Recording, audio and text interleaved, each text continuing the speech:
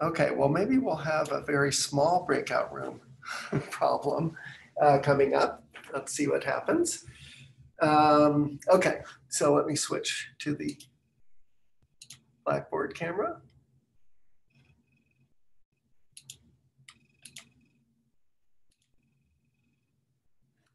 Okay, so what I want to start with today is a review of some harmonic analysis that we'll be using more and more. So we use the spectral theorem for a unitary operator a lot at the beginning when we studied ergodic theory. Then we kind of forgot about the spectrum for a while, but we're going to return to it, and not so much the spectrum as this sort of the idea that when you have a group acting on a Hilbert space, especially an abelian group, there's a nice decomposition of the Hilbert space into subspaces where the group acts by one of its one-dimensional characters. So let me again say the general setting for this. So G is a locally compact abelian group. And what we've done before was Z. That was the case of the group generated by a single unitary operator R. But then we also have R and other groups. We did a little bit with things like ZP, for example. Then we have this dual group, G hat, which is the space of characters. It's the homomorphisms from G into the circle, usually written by chi from G to S1. And these correspond to the one-dimensional representations of G. You make G act on a vector X by simply chi of G times X. That's, let's say, acting on a one-dimensional Hilbert space C. And then the idea is, the beautiful idea is that if we have a unitary representation of G onto V, then we can think of V as some sort of a Hilbert space bundle spread out over G hat. So V looks like some sort of bundle of spaces over G hat. And if G hat were discrete, then roughly speaking, chi over chi, you would expect to see V chi would be the part of the Hilbert space where the group acts exactly by this representation chi. So it would be a subspace where the group action is given by this one-dimensional representation. Now the thing is, when the dual is not discrete, as in the case of the circle, you don't usually get such a nice simple picture of the decomposition, but what you get instead is this spectral measure, et cetera.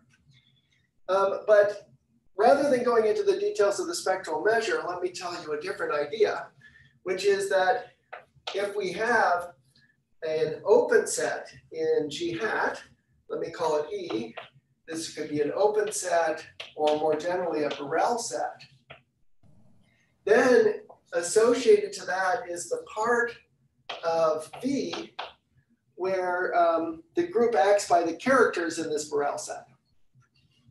And then there's the part of V where it acts by the other characters. And it's a general principle that action by different characters is orthogonal. So whenever we have this Borel set and its complement, we get a direct sum decomposition. V is V tilde, direct sum V. And in particular, we get a projection, pi E onto V.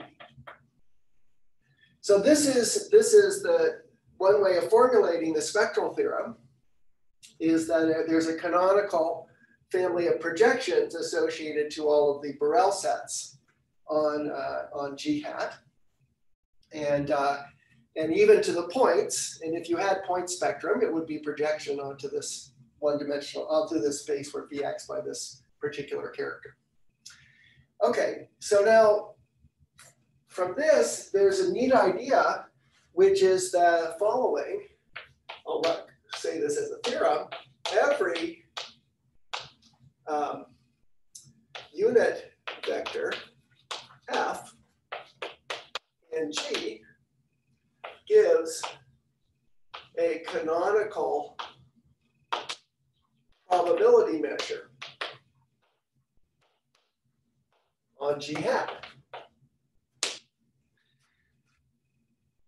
And how does that work?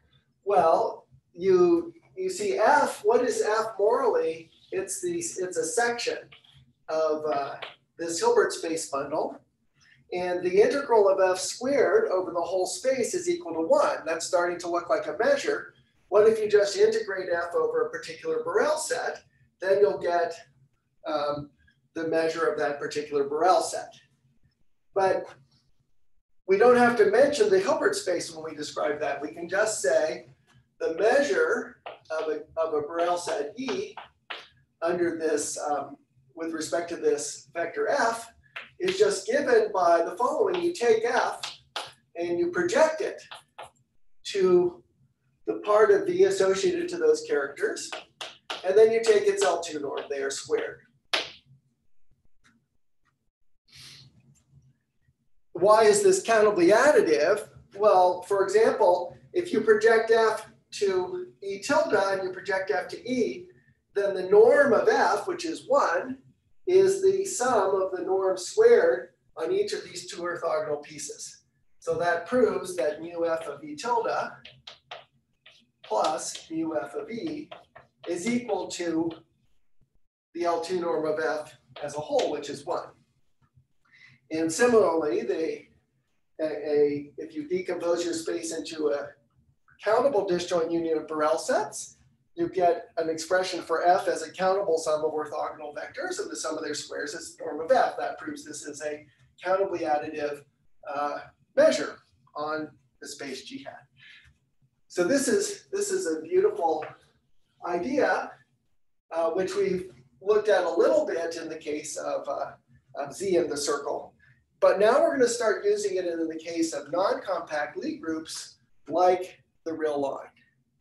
Okay, so before I start employing this idea, I want to throw you into deep water and give you just a little exercise, a little problem to talk about in breakout rooms. And this exercise may be obvious, or it may be completely stump you. Or maybe some people will know it well, some people won't. Don't worry about it. It's just to get you thinking about this formalism. So let me share that exercise in two ways. So first, there's a link to the PDF of the problem in the chat already. It's the first line in the chat. And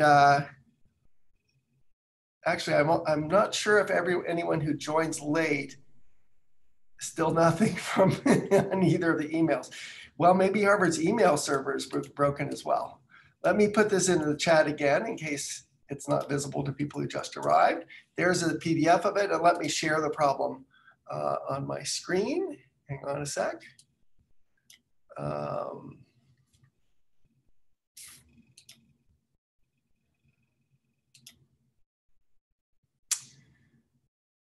Okay.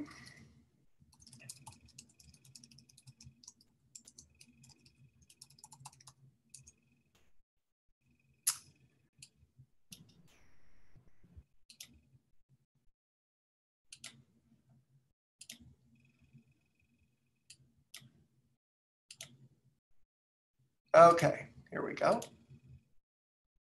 Okay, so the problem is to think about what this measure looks like in a couple of particular examples.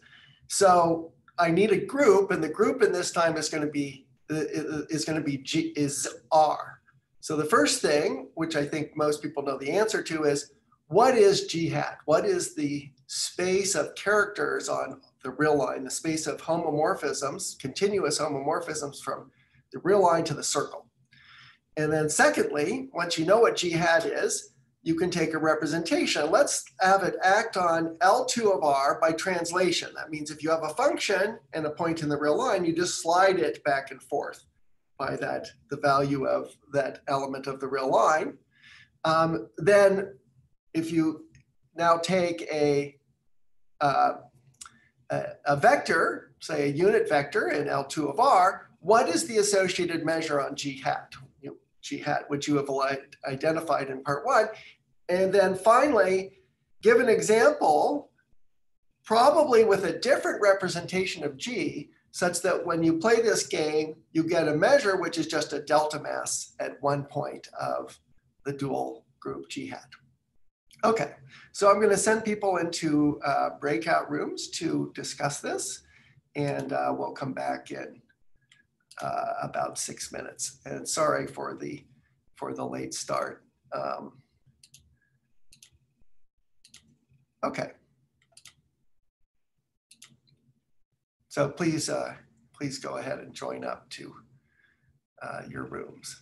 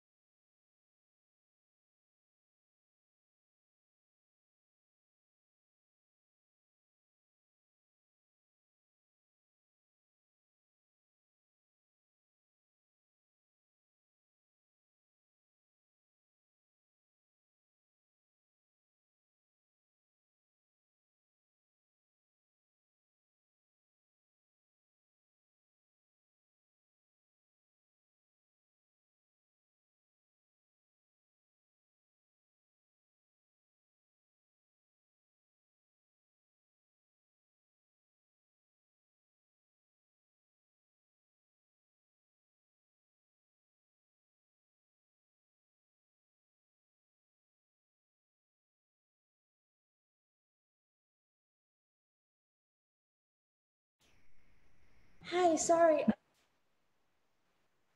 My internet just died. Could you send me back to breakout room 1? Hi. Hi. Yes, I see you. Hang on a sec. Let me see if I can do this. Sure. That's from breakout room 1, I think. Okay, so let me see how I can do that. Put in waiting room, pin host, no. Breakout rooms unassigned. Yeah. So I clicked on that and nothing came up. Let me try again.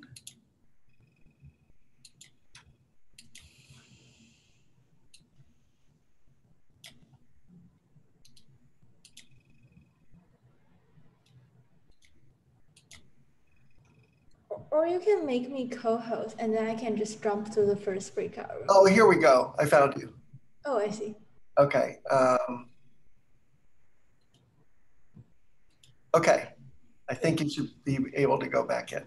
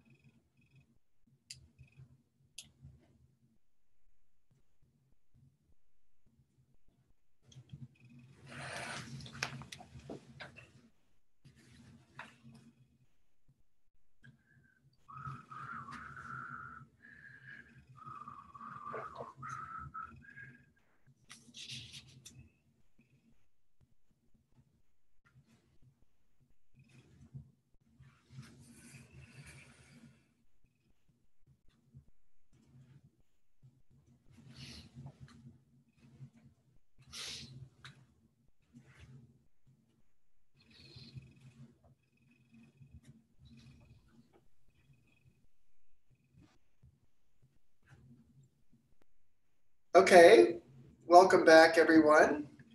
Who would like to respond about question 1? Raise your hand if you would like to say, report on something from your group on that.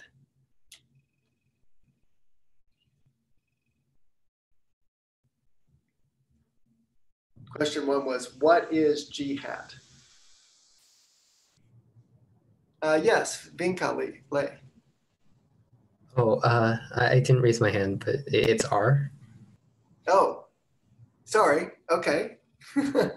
Yancheng. Oh, no, I said that it's R. Oh, it's R. Oh, sorry. I didn't understand which R you meant. Sure. Why is it R? Because you just look at the smallest in absolute value number that gets like mapped to like 0 on the circle. Okay, so you could parameterize the characters by their kernels, and their kernels are generated by some particular element of the real line. What can somebody else say what the character is associated to a given element in R? Exponential with that frequency or with that period. Yeah, sure. Okay, so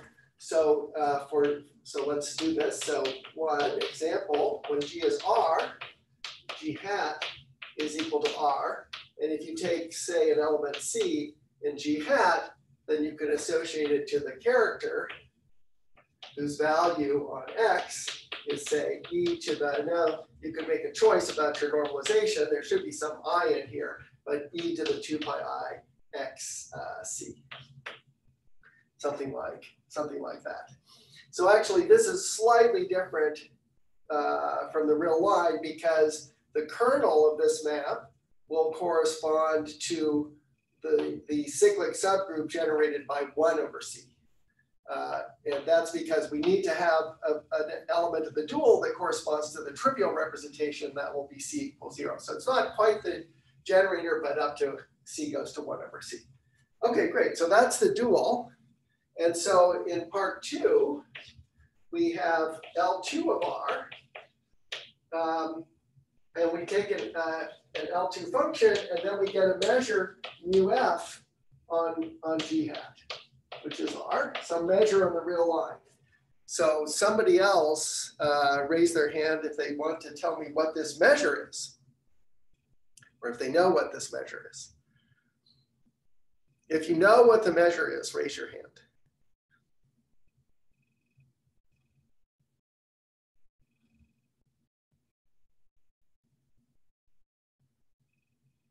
Nobody knows what the measure is. You don't have to know what the measure is. You can also guess what the measure is. Does anybody want to guess what the measure is? Is it just integrating F? So that's interesting. There is a measure on the real line corresponding to F itself.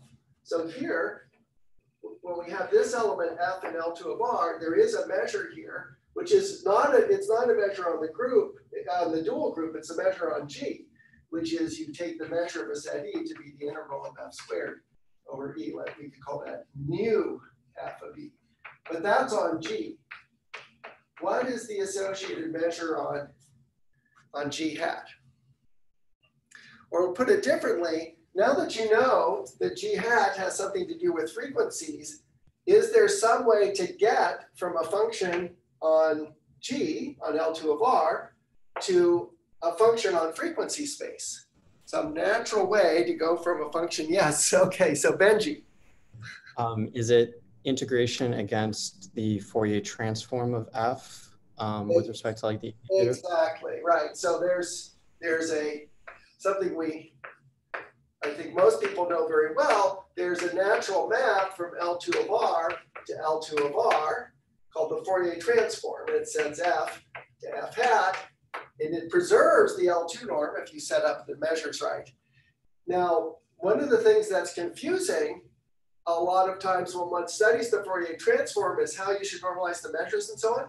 But the truth is, you should never think of these as being the same space. One is L2 of G and the other is L2 of G hat. They're sort of like dual vector spaces, and it's not natural to identify one with the other.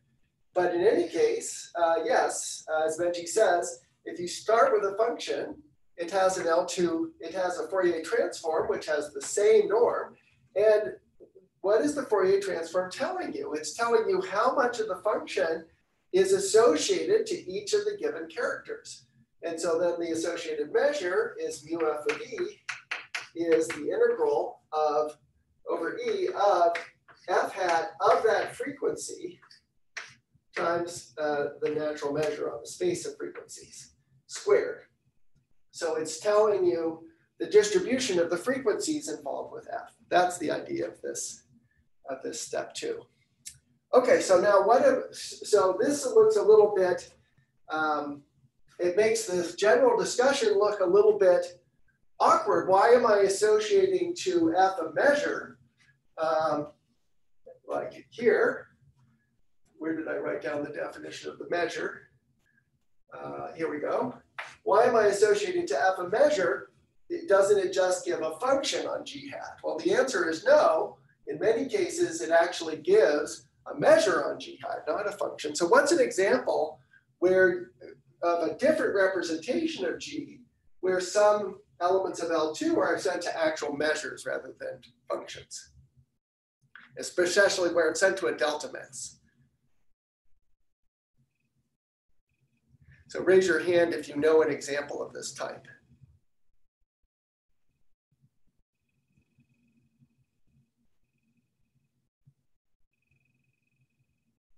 How about just a different kind of representation of G than G acting on L2 of R? Can somebody give me a representation of G other than the usual representation by translation on L2 of R? Or even, how about this? Can somebody give me a representation of G on a finite dimensional Hilbert space?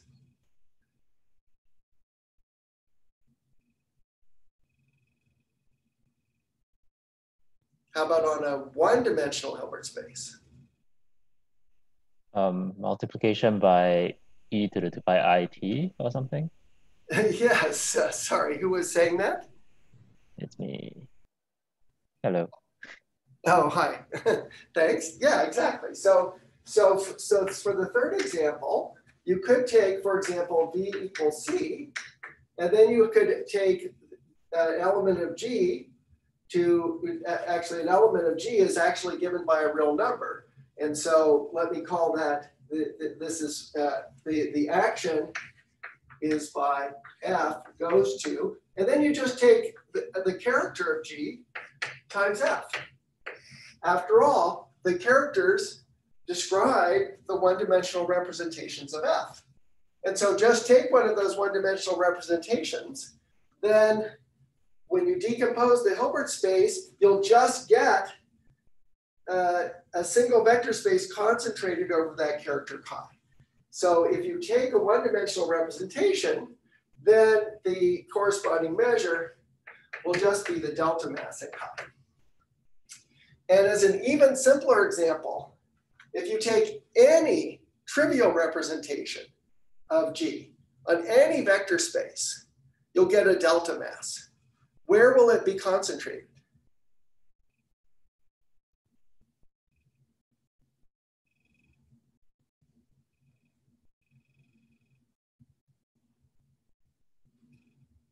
It's a measure on G hat. Where does the trivial representation live?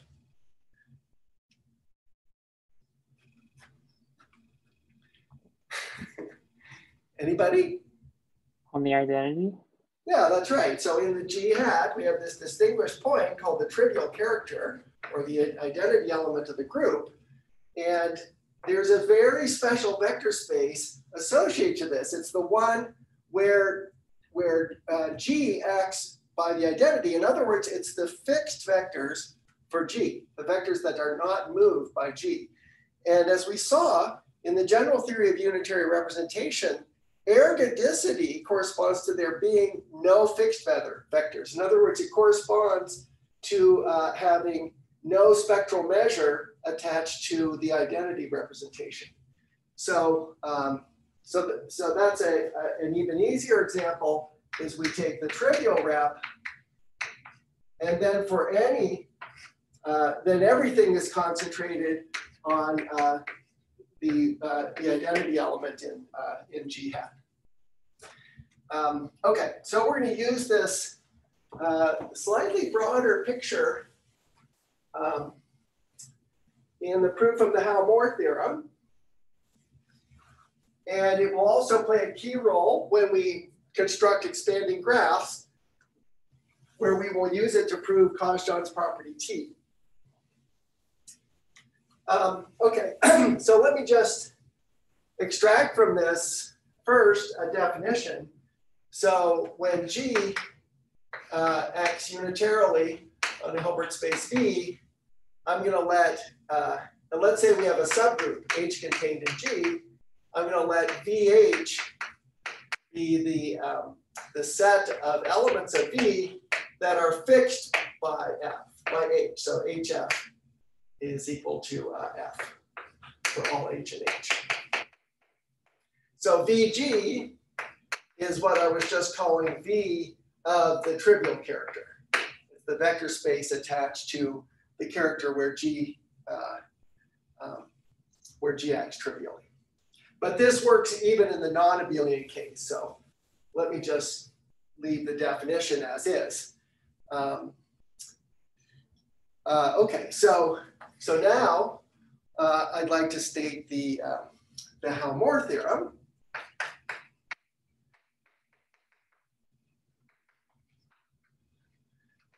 And this says that if G is a simple Lie group, then rho is a unitary representation on a Hilbert space V, then provided G is ergodic, it's mixing.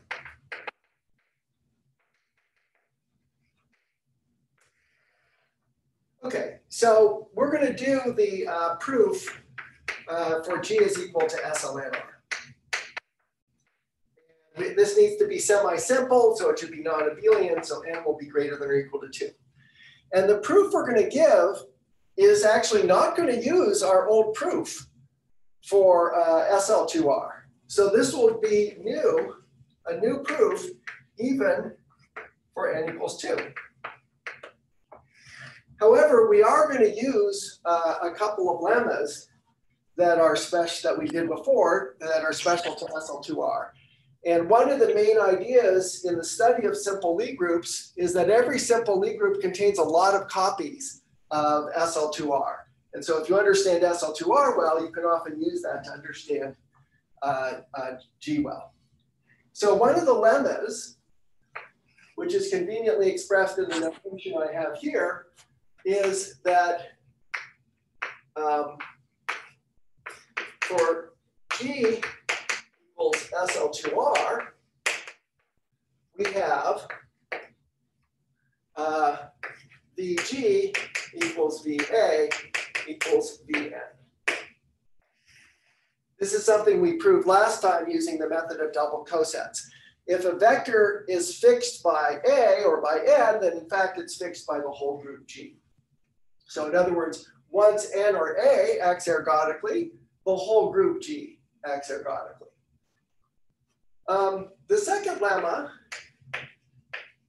a little bit similar in spirit, says that this is for any G and any normal subgroup N in G.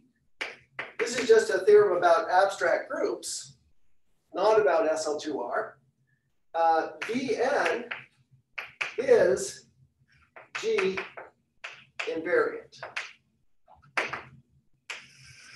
So there's a distinction here between being invariant and being fixed. So here, if you take an element of n dot f is equal to f. But if you take an element of G, it's not that G dot f equals f, but it's that if you start in this space, you stay in this space. So G invariant means G of Vn equals Vn. But G might be moving around all the vectors in Vn, but at least it's leaving this subspace invariant. So this is, in fact, a very general kind of theorem about group actions. It has nothing to do with vector spaces or unitary representations. So the proof is really simple. So what does it mean to say that n is normal? So n is normal means that if we let so let's fix an element G and G because we want to prove this. Fix G and G. Then for all n in n, if we conjugate n by G, we're still in n. So in other words, G induces a group automorphism of n that sends n to n prime by conjugation. And we can write this differently by saying Gn is n prime G. Okay, so now if F is in Vn, then what can we say about GF? Well, if we take GF and we hit it with any element of n, then that's the same as hitting it with Gn prime. But since F is fixed by n prime, since this is also an n, this is just GF. And that shows that for every n in the normal subgroup, GF is fixed once F itself is fixed. And that's the proof of the theorem. Okay.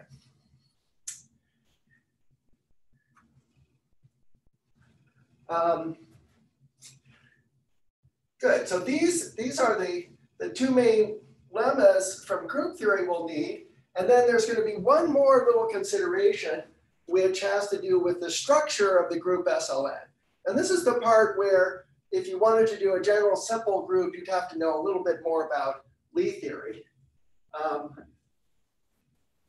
But let me set up this lemma and then I'll write it over here where we can save it.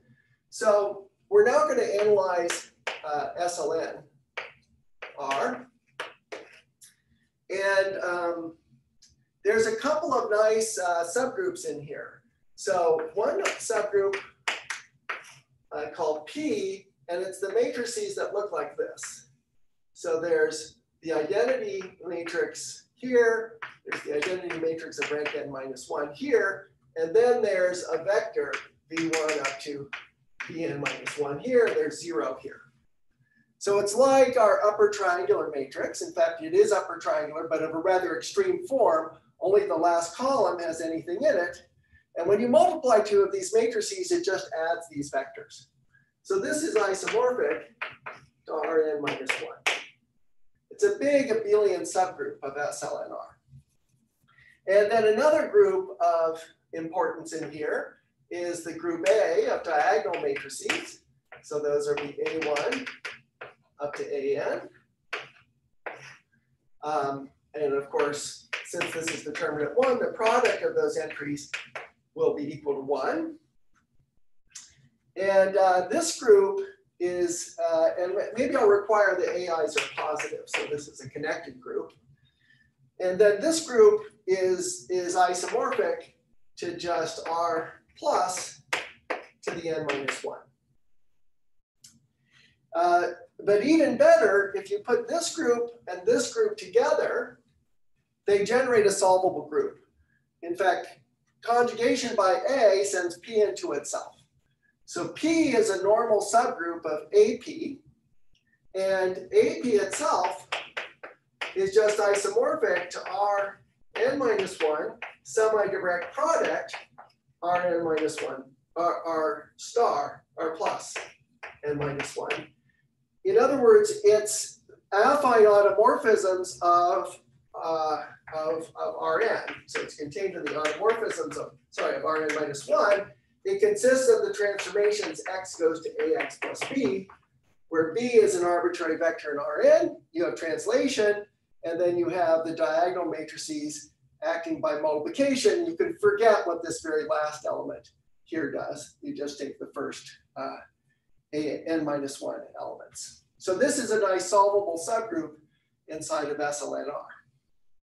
And then finally, there's a nice way to put SL2R into a subgroup GI contained in SLNR, which is we just take R2 to the span of the basis vectors EI and EN.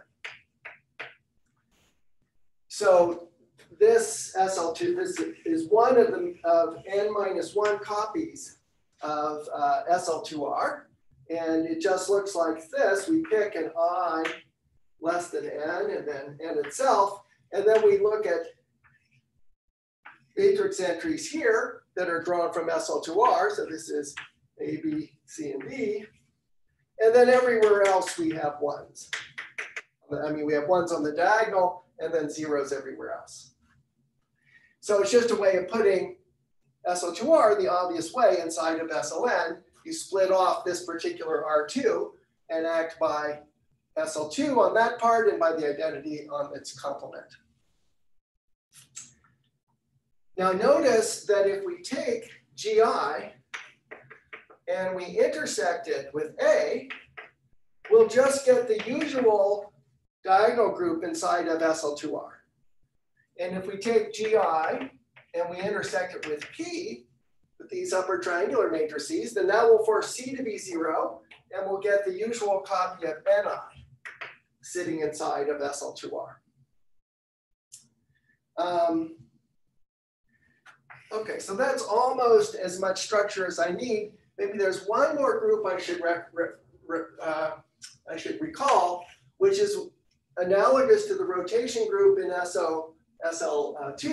We have the group SON sitting in SLNR.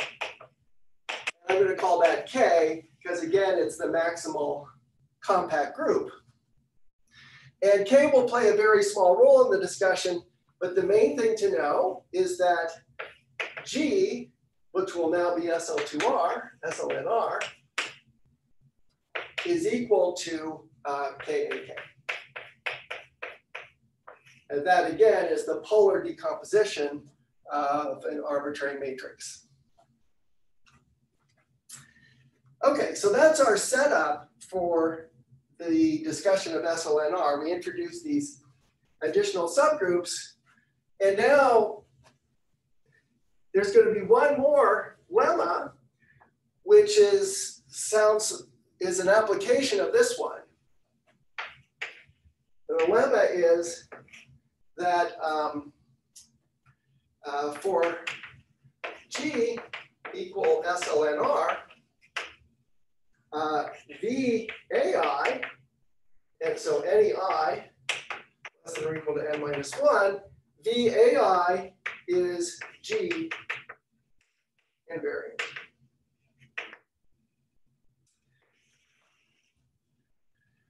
So this is a powerful tool, as we'll see in the remainder of the proof. And it's kind of funny. You say, well, we have this lemma that applies to normal subgroups, but AI is not a normal subgroup of SLNR.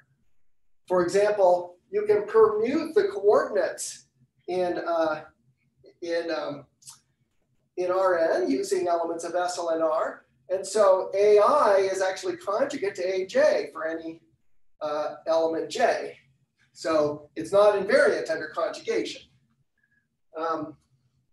Nevertheless, if you take the vectors that are fixed by just this little diagonal subgroup, they have to be, that subspace is not fixed by G, but it's invariant by G. Why is that? How does G know about this special subspace? Well, this is very cool. It's because there are many groups that are normal that you can put together with AI, and they become normal subgroups of some larger group. And there's so many groups, normal subgroups associated to AI, that you can use those to generate G. So if you get enough examples of N to generate G, then you'll get that SLNR is invariant. So the proof here is very cute. So for 1 less than or equal to J, not equal to K, less than or equal to N, let UJK be the group of matrices of the form times the identity plus T times EJK, where T is in R. So this is the typical off-diagonal group in SLNR. So its matrix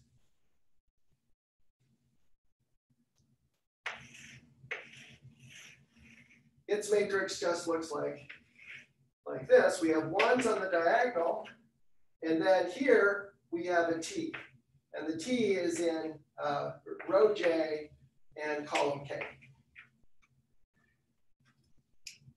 Now this group is a cyclic group. When you take this group for T and you multiply it by this element for S, you get the same element for S plus T. It's just a group isomorphic to R inside the upper triangular matrices. Now what happens when you put this group together with some diagonal element? Well, when you conjugate a matrix by a diagonal element, what happens? What happens is that a typical element, ij, multiplies by ai times aj inverse. So in general, when you take one of these diagonal matrices and you multiply it by a typical element gij, you get that a gij, A inverse, is equal to gij times something like ai aj inverse. So in particular, the diagonal elements don't change, and the off-diagonal elements are just multiplied by constants.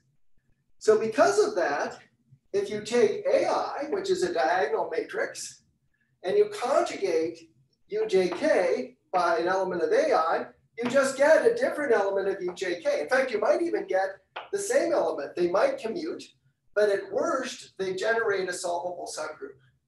So then ai ujk is a solvable subgroup, and it contains, as a normal subgroup, ujk.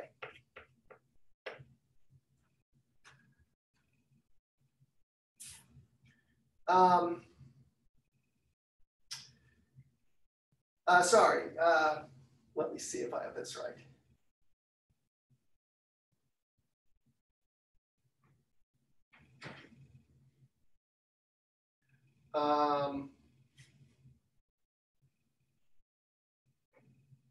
Oh yes, I'm sorry. So there's one more.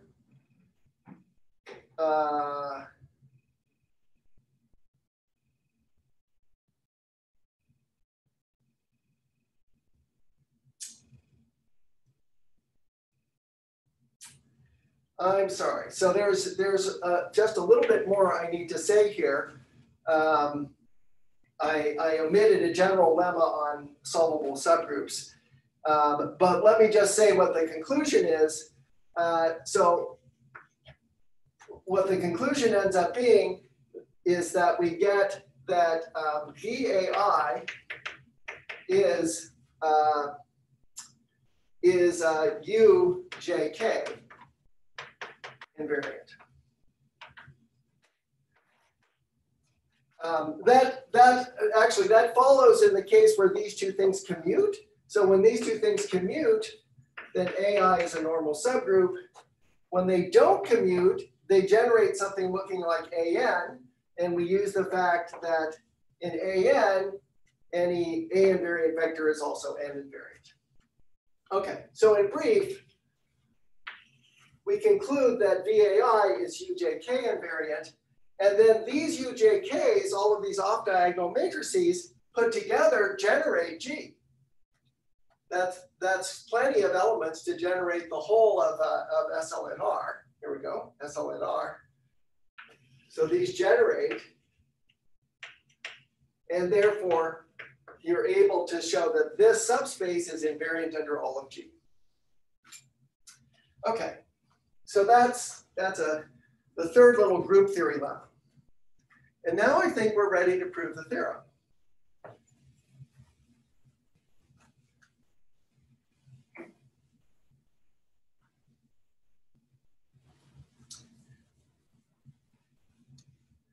Okay, so proof of the theorem. So suppose SL and R equals G acts ergodically on D. Now, what do we want to show? We want to show a mixing of G. But G is equal to KAK. So by our usual trick, it suffices to show mixing of A. And what does this mean? It means that if we pick F and D, let's say the norm of F is 1, just for convenience, that we have ANFF to 0 as AN goes to infinity in A. Okay, so now here comes part 1 of today's lecture. What we do is we forget about A for the moment and we think about P inside of G. We have this big group P, which is isomorphic to Rn minus 1. And here we have this element F of norm 1.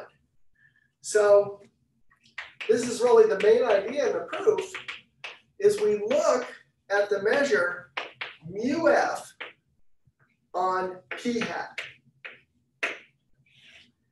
Because a unitary representation of G restricts to a unitary representation of P. P is a good old locally compact abelian group. P hat is isomorphic to Rn minus 1 in just the same way as R hat was isomorphic to R. And any element in this vector space determines a measure on a probability measure on the dual group. So from this vector, we get a measure on P hat. I'm going to draw P hat as if it's R2. That's the case if n is equal to 3. And now let's look at what this measure, how this measure might behave. Let's suppose, for example, the support of the measure is a compact set K, and it doesn't meet the coordinate axes. So suppose the support of mu F, that is the smallest closed set of full measure, is equal to a compact set K disjoint from the coordinate axes. Well, if you take a set that's disjoint from the coordinate axes, it's then sitting inside a copy of R star to the n minus 1. That's what you get when you delete all the coordinate axes. And this space is essentially a homogeneous space for A. So when you take a diagonal matrix and you apply it to K, say a diagonal matrix with equal entries, it moves over to some new set AK. And AK is the support of the measure associated to AF. And if these sets happen to be disjoint, then those functions are actually orthogonal because they lie in orthogonal subspaces of our vector space V. On the other hand, if you have a compact set K that doesn't meet the coordinate axes, then the set of A and A, such that AK meets K, is compact in K, in A rather. And so if AN eventually leaves every compact set, then ANK and K are disjoint for all n sufficiently large, and then the vectors are orthogonal, and therefore their inner product is 0. So this implies ANF F equals 0 for all n sufficiently large. Okay, so that's pretty good. We're almost done with the proof.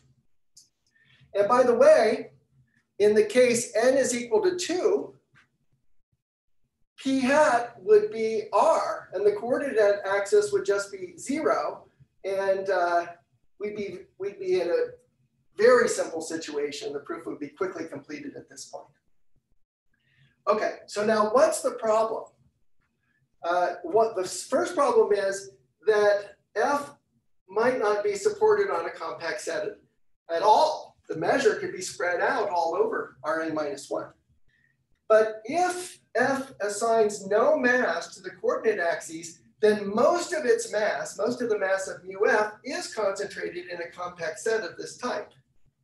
So in fact, the same argument works provided mu F assigns no mass to the coordinate axes. So in fact, we're okay if mu F of the coordinate axes is equal to 0, just by a little measure theorem. So what remains is, how do we deal with the case where where mu f assigns mass to one of these coordinate axes? Well, to do that, we need to know what a coordinate axis is. So what is the meaning of a coordinate axis? Well, remember that we have our group P, and that we also have these subgroups Ni, which is G intersect, Gi intersect P. And so that corresponds where there's one non-zero element here. And so we have inclusions from Ni into P, and then we have projections from P hat down to Ni hat. And what are the coordinate axes? They're just the kernels of these projections. So if F, so we're in case 3, assume mu F gives positive mass to the ith coordinate axis in P hat. Now, what is the ith coordinate axis? It's the kernel of projection down to Ni hat. Remember, everything is just a vector space here, P hat, N hat, et cetera. They're all just like copies of R. And so what's happening is we have some mass of F, mu F, sitting on this. So when we take our representation and we further restrict it to Ni, then the corresponding measure for F has non-trivial mass at the origin. In other words, this part of F, projection of F to this coordinate axis, is non-zero, and it gives a vector that's invariant under Ni, because it projects to the trivial representation. So this is equivalent to saying that, that V Ni is not 0. There exists some vector which is fixed by this nice one parameter unipotent subgroup of SLNR. Okay, so now Ni is sitting inside of Gi. Gi, we know everything about. It's a copy of SL2R. So this lemma now applies. Once Vni is not equal to 0, well, Vni is the same as Vgi, which is the same as Vai. So we get a subspace, a little diagonal group, and a subspace, a non-zero subspace, which is invariant, which is fixed by the elements of Ai. Okay, so fixed by Ni implies fixed by Ai by what we know about SL2R. And now comes a beautiful trick. We've applied this lemma. What about this lemma? Well, once we have Vi, we don't get fixed vectors for G quite yet, but we get that this subspace is invariant under the action of G. So now we get a map. We get a restriction map. G goes into the automorphisms of V, and then we just restrict it to Ai, to the unitary automorphisms of Ai. Let me call this composition rho I. And this map is a group homomorphism. What can we say about the kernel of rho I? Well, it contains Ai. By definition of Vai, these are vectors that are fixed by this little subgroup Ai. And finally, we can use this to conclude the kernel is equal to G. Why is the kernel equal to G? Because G is a simple group. There is no non-trivial normal subgroup of G. So once you put a little something in the kernel, you have to get the whole thing. So this implies the kernel of rho I is equal to G, because G is simple.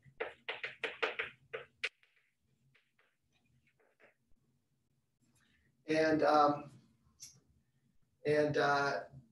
then this contradicts our assumption that G is ergodic. Since ergodicity means there are no fixed vectors for G, but on the other hand, the fixed vectors now contain B of AI, which is not zero. Okay, so I hope this brief foray into more complicated simple Lie groups gives you at least a hint of how unitary representation theory works for in these more complicated situations.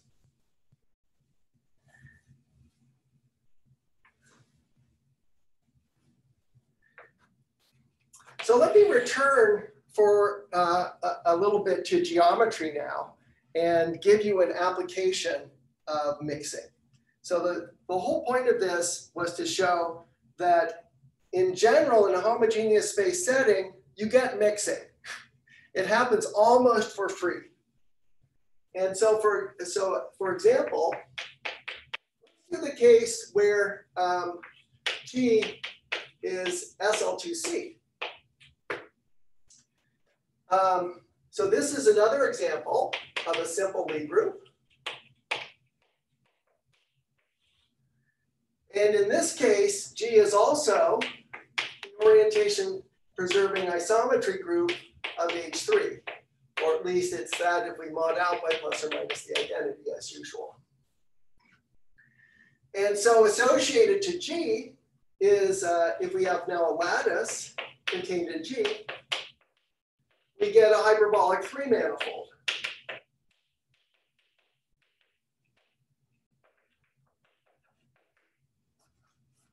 Which is simply gamma mod H3.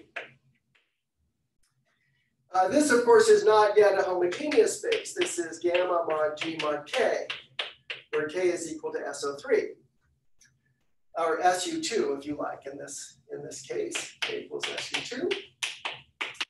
But if we take gamma mod G, we just get an extension of this quotient by this compact set K, and that's the frame bundle of M.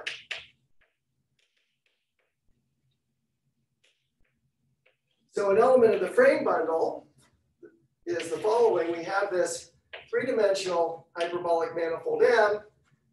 It has finite volume, it may have cusps, and at each point we choose a vector V1, but then we also choose an orthogonal vector V2 and a third orthogonal vector V3. And actually, once these two orthonormal vectors are chosen, this one is essentially unique once we've chosen an orientation for M3. So that's the frame bundle. And now the various subgroups of G correspond again to various actions, geometric actions on the frame bundle, the simplest being the geodesic flow. So for the geodesic flow, you just forget about V2 and V3, and you move this frame by parallel transport along the geodesic corresponding to the first vector. And so inside of G, we have A, by which I mean A0, 0, A inverse, where A is in R. The real diagonal matrices give a one parameter group. In the action of A on G mod gamma is an example of an action of a non-compact subgroup of a simple Lie group on a finite volume quotient. And this is automatically mixing. It's automatically mixing because, let me just remind you, the action of G is transitive on this space and therefore trivially ergodic. And then the beautiful fact is that every closed subgroup of G then automatically mixes. So this mixes. And in fact, if we know just a little bit more about the list of simple Lie groups, we easily prove that this holds for any hyperbolic manifold. So the Howe-Moore theorem is general enough to prove mixing of the geodesic and horocycle flow and all the other natural geometric flows you can attach to a hyperbolic manifold. Everything that could be mixing is mixing. That's kind of the upshot of the Hal-Moore theorem for homogeneous spaces. So let me conclude by giving you a geometric corollary of that, which is very neat.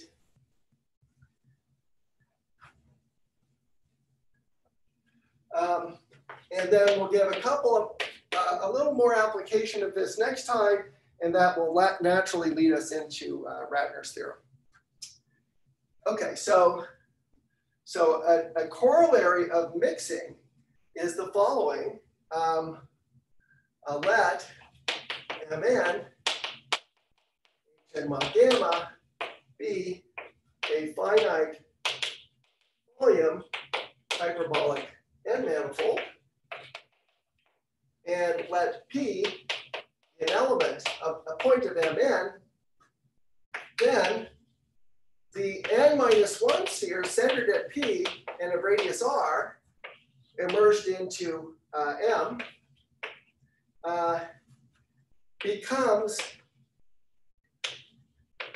uniformly distributed as r goes to infinity.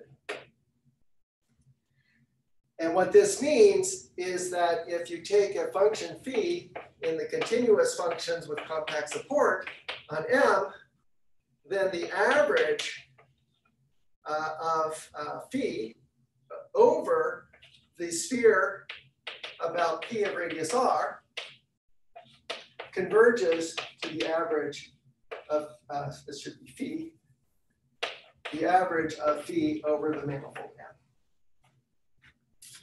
Okay, so in pictures, it's hard to draw the picture in the three-dimensional case, but let me draw it in the two-dimensional case. We pick a point and we start drawing a circle around this point, and then we let the circle get bigger and bigger, and ultimately the circle starts to wind around the manifold and become wilder and wilder, but you keep increasing its radius. And the claim is that that one manifold becomes randomly distributed inside of the corresponding surface in the sense of measure. So the weak limit of linear measure restricted to those circles is Lebesgue measure, area measure on the surface. Okay, and the proof, which is very fast and is just a picture. Actually, let me put it over here. The proof is really neat and very simple. The proof is based on mixing of the geodesic flow. And what we do is we lift P to a point upstairs in the universal cover Hn, and then we associate to P a subset of, well, let's do the case of a surface. We associate to it a subset of the tangent bundle, which is all the vectors pointing in any direction that lie over this small ball around P. So just take the total preimage of P of this small ball inside of the unit tangent bundle. That's now a set of positive measure downstairs in the unit tangent bundle of the quotient M. And now what happens when we apply the geodesic flow to these vectors? So you pick a vector here, it's pointing in some direction that's not very well controlled, and then you flow for distance r. And you get a vector that's distance r away from some point in this little epsilon ball. And you don't quite know what direction it's pointing in, but if it was near this boundary of the ball, it would be pointing in this direction. And if it's near this boundary, it'd be pointing in this direction. And as you get farther and farther away, these vectors get closer and closer to just being normal vectors to the sphere of radius r around P. Except it's not quite the sphere of radius r, it's thickened a little bit, but it's thickened by epsilon, which is the size of the ball that you drew here. So what mixing says is that if you take this set here, that is this sort of fuzzy version of the sphere, and you project it down to the manifold, that set becomes uniformly distributed on the manifold. And on the other hand, this set of positive measure is very close to just giving linear measure on the sphere of radius r. And so you take a limit as epsilon goes to 0, and you get uniform distribution of spheres. Okay, so that's a kind of a typical geometric application of mixing, is a very large sphere on any hyperbolic manifold is almost uniformly distributed. Okay, so next time we'll apply this to a concrete counting problem called the circle problem, do something for horocycles, and then see how that leads naturally to Ratner's theorem. Okay, so sorry for the technical difficulties, and hopefully next time will be smoother.